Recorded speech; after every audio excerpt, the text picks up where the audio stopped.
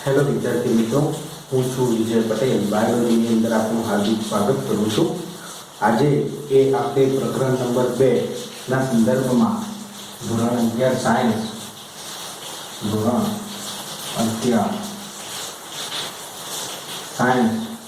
પ્રકરણ નંબર 2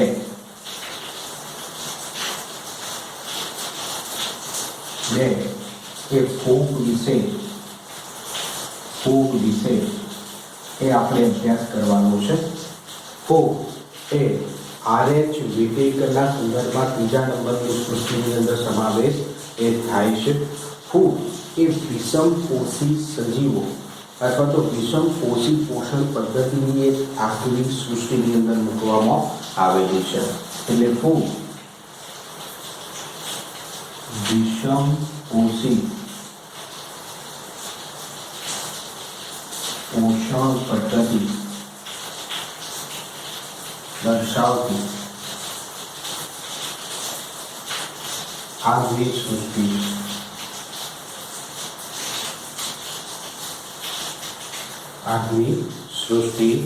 है। बरोबर।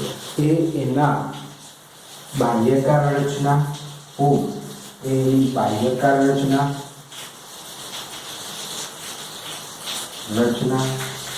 અને તેના નૈસર્ગિક નિવાસસ્થાનમાં ખૂબ જ વિવિધતા ધરાવે છે। ફૂગ એ અત્ર તત્ર સર્વત્ર એ બધી જ જગ્યાએ જોવા મળતી એ હોય છે। બરોબર। એ હવાની અંદર પણ ફૂગ જોવા મળી શકે છે, પાણીની અંદર પણ જોવા મળે છે, જમીનની અંદર પણ જોવા મળે છે, ભીની સપાટીઓ ઉપર પણ ફૂગ પથરાયેલી હોય છે। અત્ર તત્ર સર્વત્ર એ ફૂગ એ પથરાયેલી જોવા મળતી હોય છે। ફૂગ એ જ્યારે કોઈ બ્રેડ હોય એ બ્રેડના ઉપર સફેદ રંગના કોથળાઓ થઈ જાય છે। तो ब्रेड के रोटली जो बे दिवसथी पड़ी रही होय बंद पात्र में तो एना ऊपर सफेद रंगना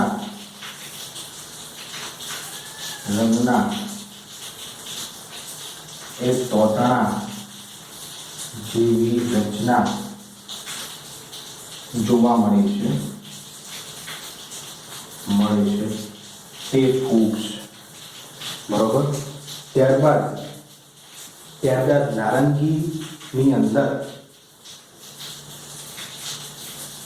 नारंगी पर काळा रंगना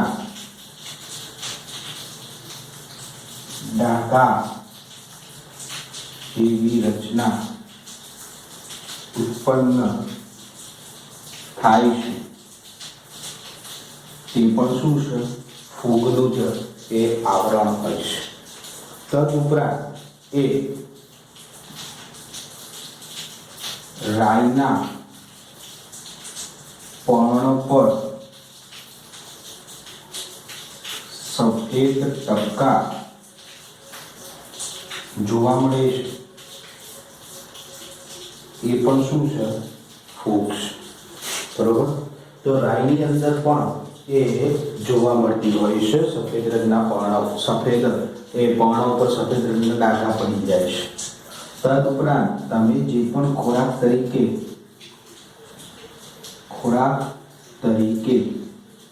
ए उपयोग करो छो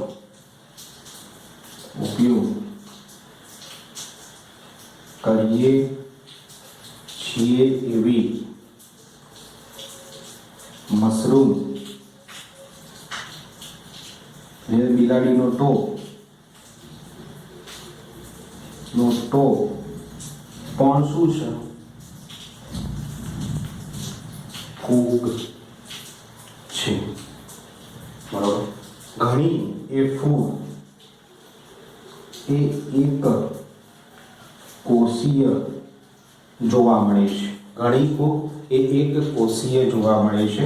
ઉદાહરણ સ્વરૂપે ઈસ્ટ, એક કોષીય ઈસ્ટ જોવા મળે છે.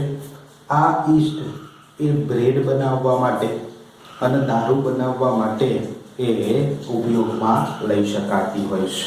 તો એક કોષીય ઈસ્ટનો ઉપયોગ બ્રેડ અને દારૂની બનાવટોમાં વિપુલ પ્રમાણમાં એ કરવામાં આવતો હોય છે. ત્યારબાદ આપણે જોઈએ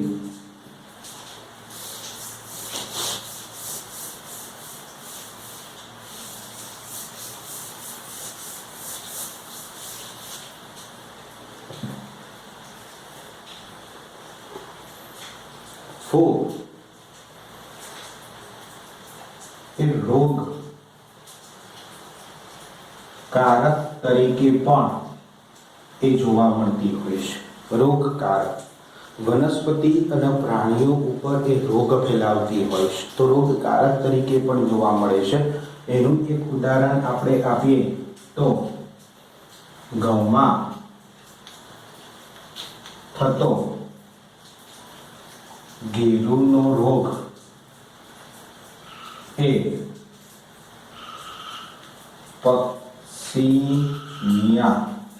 પક્સિનિયા નામની ફૂગ દ્વારા થાય છે. તો ઘઉંની અંદર એ કાળા રંગનું અસ્તર જામી જાય, કાળા રંગનું પડ જામી જાય, તો એ પક્સિનિયા દ્વારા થતો ગેરુનો રોગ છે. એ આખા ઘઉંને ચૂસી લે છે, એનું ઉત્પાદન, એનો વૃદ્ધિનો વિકાસ એ એકદમ ઓછો કરી નાખે છે. તો એ પક્સિનિયા દ્વારા, એ ફૂગ દ્વારા થતો ગેરુનો રોગ છે. અમુક એવી ફૂગ છે કે જે પ્રતિજૈવિક સ્વરૂપે વર્તે છે, એટલે કે દવા સ્વરૂપે વર્તી શકાય છે. તો દવા માટે ઉપયોગમાં આવતી હોય એવી પ્રતિજૈવિક પેનિસિલિન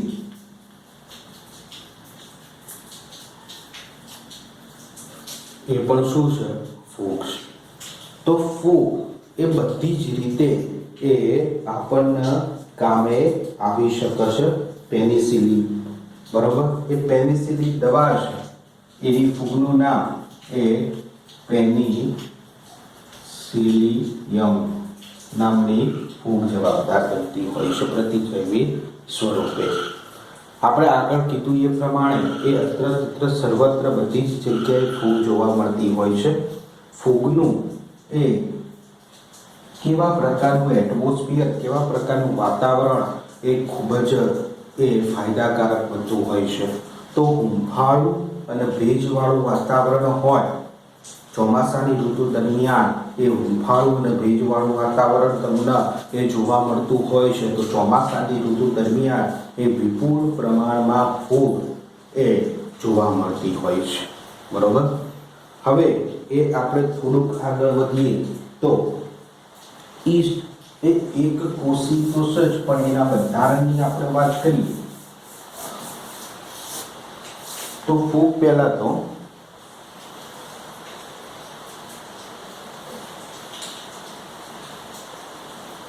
એક કોષી અને બહુકોષી ફૂગ જોવા મળે છે. એક કોષીય ફૂગનું એ ઉદાહરણ આપણે આપી દીધું કે ઈસ્ટ એ એક કોષીય હોય છે, કે એક જ કોષ હોય અને એની અંદર એક કોષ કેન્દ્ર જોવા મળતું. આ જ પ્રકારનું એનું બંધારણ એ જોવા મળતું છે. પણ કોષો એકબીજા સાથે ભેગા મળી અને બહુકોષીય રચના બનાવતા હોય તો દાખલા તરીકે બહુકોષીય રચનામાં આ એક કોષ, આ બીજો કોષ, આ ત્રીજો કોષ, આ ચોથો કોષ, આ પાંચમો કોષ, એમ ઘણા બધા કોષો ભેગા મળી અને એક પાતળા એ સૂતરના તોતણા જેવી એ રચના બનાવતા હોય તો ફૂગના દરેક કોષો ભેગા મળી અને એક પાતળા સૂતરના તોતણા જેવી રચના બનાવે છે. તો આ તોતણા જેવી રચનાને કવક તંતુ કે કવક સૂત્ર તરીકે ઓળખવામાં આવે છે. કવક તંતુ એ કવક સૂત્ર તરીકે ઓળખવામાં આવે છે. આવા ઘણા બધા કવક તંતુઓ એ જ્યારે ભેગા થાય છે, આવા ઘણા બધા તંતુ આ રીતે હોય, આ બીજો તંતુ, ત્રીજો તંતુ, ચોથો તંતુ, પાંચમો તંતુ, આમ ઘણા બધા તંતુઓ એકબીજા સાથે ભેગા મળી અને કવક ઝાડની અંદર કરોળિયાના ઝાડા જેવી રચનાનું નિર્માણ કરે તો એના કવક ઝાડ તરીકે એ આપણે ઓળખીએ છીએ. બરોબર. હવે કવક તંતુ કરો, એ કવક તંતુ મુખ્યત્વે બે પ્રકારના જોવા મળતા હોય છે. કવક તંતુ મુખ્યત્વે બે પ્રકારના આપણને જોવા મળે છે. કેવા પ્રકારના? તો પડદામય કવક તંતુ અને પડદા વિહીન કવક તંતુ. પડદામય કવક તંતુ એટલે શું? તો આ જે કોષો હોય તો કોષો એક કોષ અને બીજો કોષ વચ્ચે એક પડદા જેવી રચના હોય છે. આ એક પડદો છે જેથી બે કોષો આસાનીથી એકબીજા સાથે જોડાયેલા તો હોય પણ આસાનીથી અલગ હોય છે. અંદરની રચનાથી અંતસ્થ રચનાથી અલગ હોય છે. તો આ કોષનું કોષ કેન્દ્ર અલગ હોય, આ કોષનું કોષ કેન્દ્ર અલગ હોય, આ કોષનો કોષ રસ એ અલગ જોવા મળે છે, આ કોષનો કોષ રસ અલગ જોવા મળે છે. તો બધે કોષને અંતસ્થ રચનાની દ્રષ્ટિએ અલગ પાડતો પડદો જોવા મળે છે. તો એને પડદામય એ કવક તંતુ તરીકે ઓળખવામાં આવે છે અને બહુકોષીય રચના એ ધારણ કરતો હોય છે. પડદા વિહીન કવક તંતુ એટલે શું? કે કોષો ભેગા મળી અને વચ્ચે કોઈ પણ પ્રકારનો પડદો બનાવતા નથી અને તમામ કોષો જેટલા ભેગા થયેલા હોય એ બધા જ કોષોનો કોષ રસ એક સમરૂપ થઈ જાય છે. એક સમરૂપ થઈ જાય. જો બધા જ કોષોનો કોષ રસ એક સમરૂપ થાય તો એની અંદર જોવા મળતા કોષ કેન્દ્ર પણ કેવા થાય? એક સમરૂપ થાય છે. તો ઘણા બધા એ કોષ કેન્દ્રો એની અંદર જોવા મળતા હોય છે. આ બધા ઘણા બધા કોષ કેન્દ્રો છે અને આ બધા કોષોનો કોષ ભેગો છે. તો આ પ્રકારના પડદા વચ્ચે કોઈ પડદા જેવી રચના નથી, તેને પડદા વિહીન કવક તંતુ તરીકે ઓળખી શકાય. બરોબર. તો આને બહુ કોષ કેન્દ્રીય કવક તંતુ તરીકે ઓળખાય છે. કેવું? બહુ કોષ કેન્દ્રીય, એક જ કોષ જેવી રચના છે. જુઓ, ઘણા બધા કોષો ભેગા મળી એક જ કોષ જેવી રચના બનાવે અને એની અંદર ઘણા બધા કોષ કેન્દ્રો હોય તો એને બહુ કોષ કેન્દ્રીય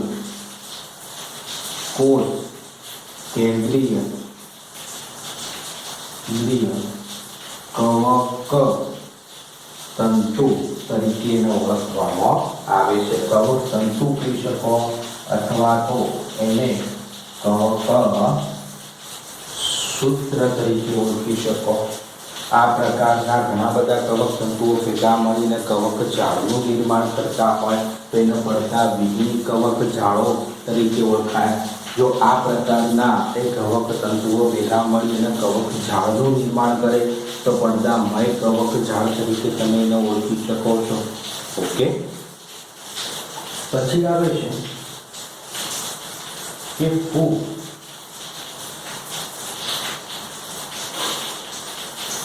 ની કોષ દિવાલ ધરાવતા હોય છે ફૂગ.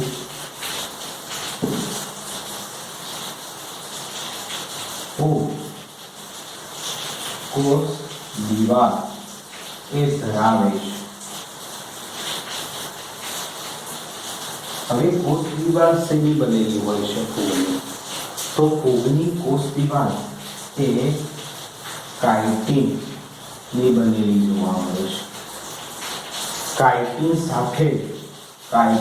સાથે પોલીસેકેરાઇડ જ્યારે પણ ભળશે ત્યારે તો ફૂગની કોષ દિવાલ એ કાયટીન અને પોલિસેકેરાઇડનું મિશ્રણ છે અને કાયટીન અને પોલિસેકેરાઇડના મિશ્રણને તમે ફંગસ સેલ્યુલોઝ તરીકે તમે ઓળખી શકો.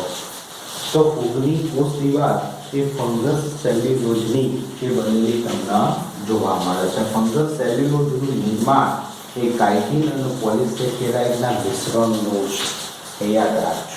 ઓકે, હવે બીજો ટોપિક આપણે થોડોક લઈએ ફૂગના સંદર્ભમાં કે એ ફૂગ એ પોષણ પદ્ધતિ કેવી છે. ફૂગમાં પોષણ પદ્ધતિ એ કેવી છે. આપણા શરૂઆતના પહેલા સેન્ટેન્સમાં એ આપણે કહી દીધું કે ફૂગ એ વિષમપોષી પોષણ પદ્ધતિની આગલી સૃષ્ટિમાં એ મૂકવામાં આવતી હોય છે. તો વિષમપોષી પોષણ પદ્ધતિ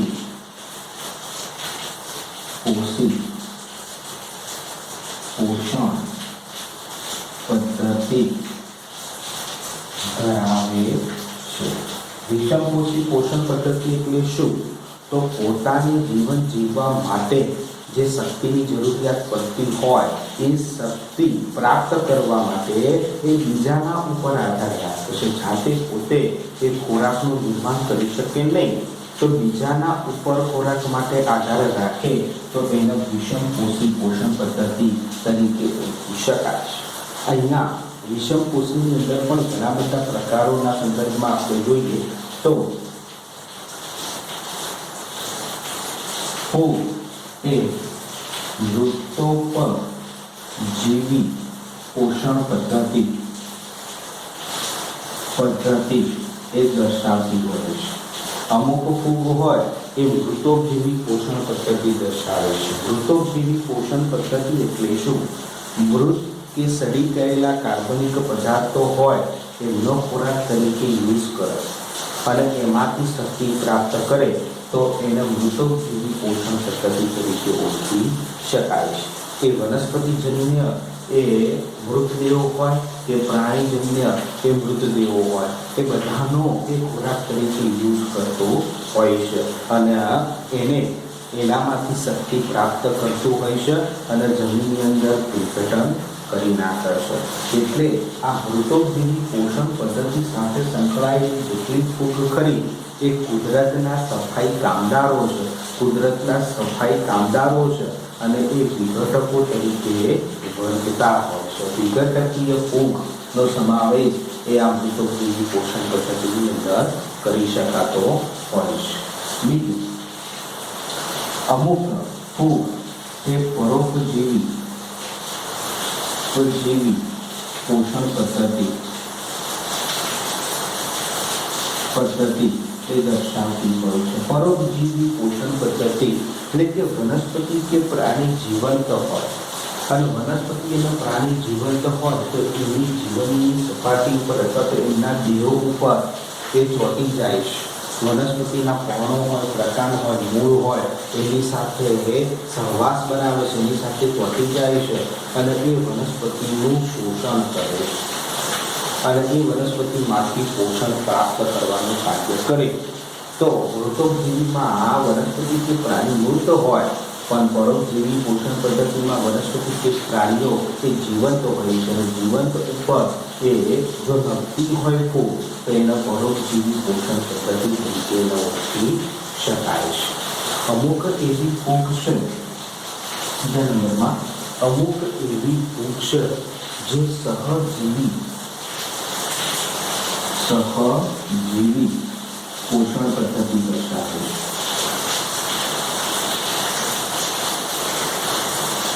સહજીવી એ પોષણ પદ્ધતિ દર્શાવતી હોય છે. જે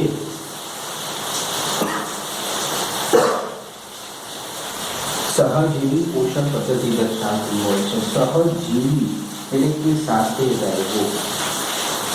દાખલા તરીકે આપણે ઉદાહરણ સ્વરૂપે આપણે અહીંયા લઈએ સહજીવી પોષણ પદ્ધતિમાં કે લાઇકેન.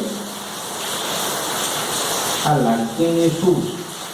તો લાઇકેન એ ફૂગ લાઇકેન કે ફૂગ પ્લસ લીલ નું સંમિશ્રણ.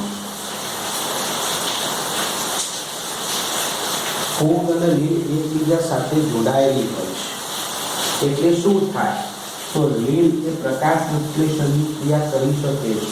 ફૂગ એ પ્રકાશ સંશ્લેષણની ક્રિયા કરી શકતી નથી.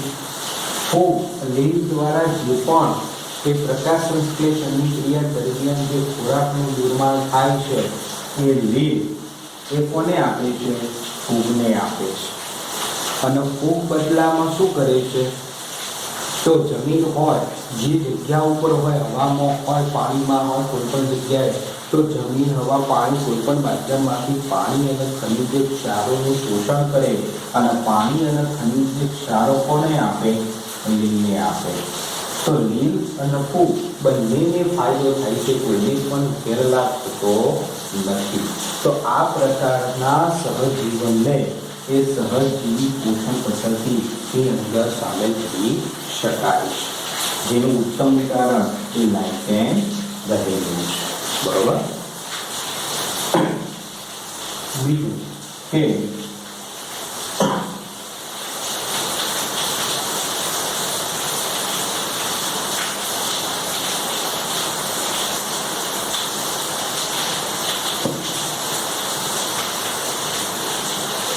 અમુક એવી વનસ્પતિઓ હોય, દાખલા તરીકે અનાવૃત બીજધારી વનસ્પતિ, એના મૂળ તંત્ર હોય, એમના મૂળ તંત્ર હોય છે જમીનની અંદર, તો એ ત્યારે જ વૃદ્ધિ અને વિકાસ કરી શકે, ત્યારે જ કાર્ય કરી શકે. દાખલા તરીકે જમીન છે, એના આ મૂળ તંત્રો છે. તો મૂળ તંત્રના ફરતે એ ફૂગનું આવરણ ચડી જાય. તો આ રીતે એ ફૂગનું આવરણ ચડી જાય.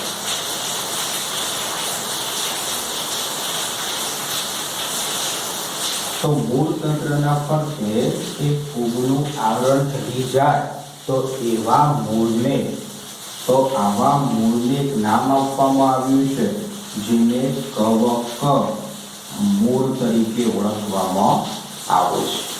જે મૂળના ફરતે ફૂગનું આવરણ હોય એ કવક મૂળ તરીકે ઓળખાય. કવક મૂળ એ અનાવૃત બીજધારી વનસ્પતિઓમાં એ જોવા મળતું હોય છે અને એ જમીન અને જમીનમાંથી વિપુલ પ્રમાણમાં એ પોષક માધ્યમ દ્વારા પાણી અને ખનિજ ક્ષારોનું શોષણ કરે અને એ મૂળ તંત્રને આપે. કેમ કે અનાવૃત બીજધારી વનસ્પતિના મૂળ તંત્ર એ ખૂબ જ વિપુલ પ્રમાણમાં વિકસિત હોતા નથી, ખૂબ જ જમીનમાં ઊંડાઈ સુધી એ વિસ્તરેલા હોતા નથી. એટલે જમીનની સપાટીમાંથી પાણી અને ખનિજ ક્ષારોનું શોષણ માટે એ આ ફૂગનું આવરણ એ અવેલેબલ હોય છે. પણ ફૂગને પણ લાભ થાય છે. કેમ કે મૂળ તંત્ર દ્વારા જે પણ ઉપર વનસ્પતિએ પ્રકાશ સંશ્લેષણની ઘટના કરેલી હોય તો એ ફૂગ દ્વારા એ મેળવાય છે અને ફૂગ બદલામાં પાણી અને ખનિજ ક્ષારો મૂળ તંત્રને આપે. તો કવક મૂળ એ સહજીવી પોષણ પદ્ધતિનું એક ઉત્તમ ઉદાહરણ ગણી શકાતું હોય છે. ક્લિયર વસ્તુ? તો આ પ્રશ્ન કેવી રીતે પૂછાય તો ફૂગ સૃષ્ટિના સામાન્ય લક્ષણો જણાવો. ફૂગ સૃષ્ટિના સામાન્ય લક્ષણો જણાવો. તો તમારે આ સામાન્ય લક્ષણો લેવા પડે. હવે આપણે એક સામાન્ય લક્ષણ લેવાનું છે એના પ્રજનનના સંદર્ભમાં. એ આપણે જોઈશું.